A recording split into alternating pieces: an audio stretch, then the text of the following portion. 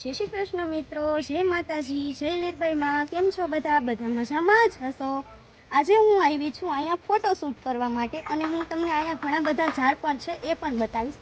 આ ઝાડ છે ચીકુડીનું અને કેટલા મસ્ત ચીકુ આવેલા છે તમે જોઈ શકો છો.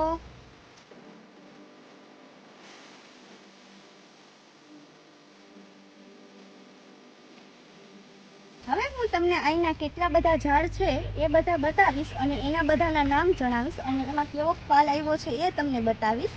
હવે આવી વાત છે આપણે કેળાના ઝાડ પાસે અને તમે જોવો તો ખરી ઘણા બધા કેળા આવ્યા છે અને કેળાનો વજન એટલો બધો છે કે આપણે એને ટેકો રાખવો પડ્યો છે.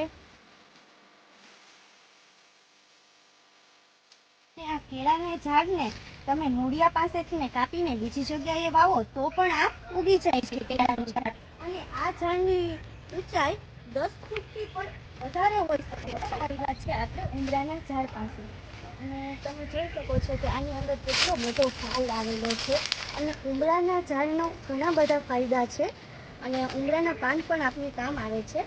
અને એ શા માટે શેમાં કામ આવે છે ને એ તમે લોકો મને કોમેન્ટની અંદર કહેજો. અને આ ઉંબરાનું ઝાડ જ્યારે સુકાઈ જાય ને તેના લાકડા હવનમાં સમૃદ્ધિ માટે પણ કામ આવે છે.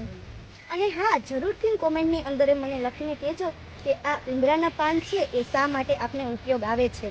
તો મિત્રો આ છે ઉંબરાનું કાચું ફળ.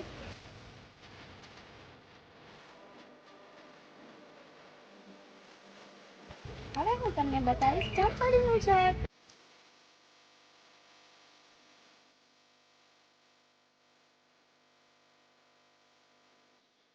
શરીરની અંદર આપણે સફરજન ફાયદો કરે છે એના કરતાં પણ બમણો ફાયદો આપણે જામફળ કરે છે.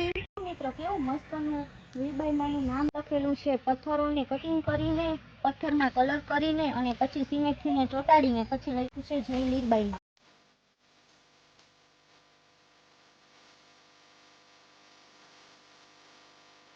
અને મિત્રો જો તમે આ ગૂગલની અંદર તમે જોશો ને તો ગાર્ડનની કરીને જય લીરબાઈમાં લખેલું છે. તમે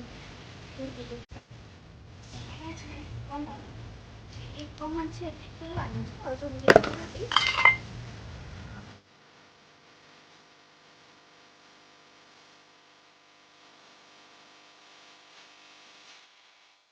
જો મિત્રો તમને આ મારો મિની બ્લોગ કેવો લાગ્યો? જો તમને મારો આ વિડીયો ગમ્યો હોય તો તમે લાઈક કરજો, શેર કરજો અને કમેન્ટ કરજો. અને જો તમે મારી ચેનલ ઉપર નવા હોય તો મારી ચેનલને સબસ્ક્રાઈબ કરવાનું ભૂલતા નહીં. અરે હજી તો ક્યાં ચાલ્યા જાવ છો? હજી બાય કહેવાનું તો બાકી છે. બાય. અને કોમેન્ટની અંદર જણાવજો કે આ ઝાડ સેવાનું છે.